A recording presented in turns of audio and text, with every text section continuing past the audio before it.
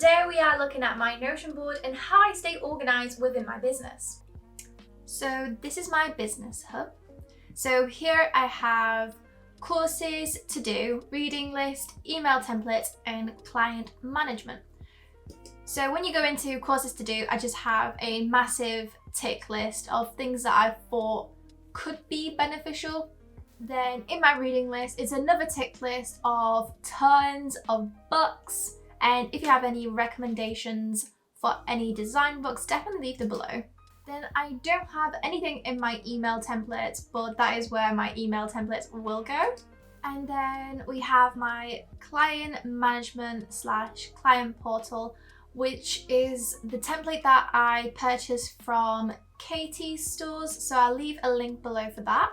So when we go back to my business hub, the first thing that I have here is my to-do list. And the reason that I have it here is just so I don't need to go into another file to find my to-do list. So here you see that I have Monday to Sunday and things that I still need to do.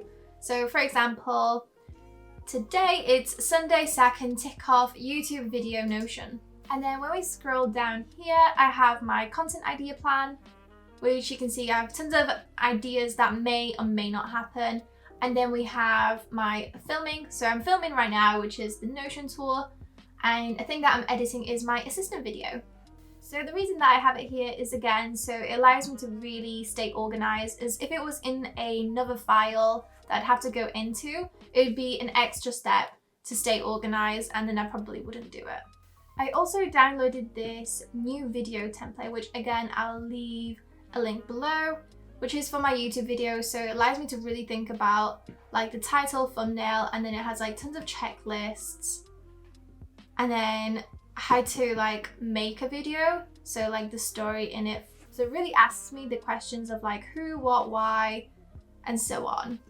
And when we scroll down again, we have my sponsors.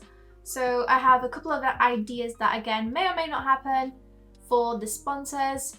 And then I also have the dates where I'm thinking to do these sponsors.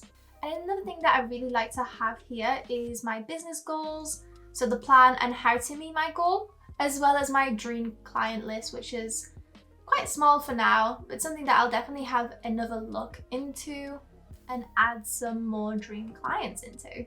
And then finally, we have notes. So anything random on my mind where I don't have the time to either put it in or it doesn't have a specific place, this is where I put in all my notes. So here I have a photo shoot and a video shot list. So what I really like about Notion is the templates and just how easy it is to create and modify and create something that works with you. So if you go into templates, you have so many different categories such as design, student, personal, other, and I find it so easy to use these templates. And there's a lot of people that also offer free templates. So like I said, one of the ones that I used was a free template, and then there was another one by Katie from Wildflower Design Co that I purchased, which was really good as well. So my tips for making your Notion board is keep it simple. As long as it works for you, that's okay. And don't be put off by complex designs, as I've seen tons of complex designs that I cannot recreate, or it would be hard to recreate. So basically, just do it for yourself and just keep it simple. So yeah, this has been my Notion board.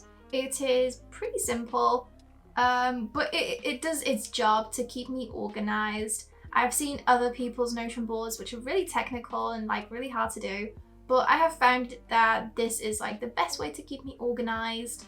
I hope this inspires you to sort out your Notion or get organized in a different way. And if you liked this video, please give it a like, subscribe, and comment, and I will see you guys next time. Bye!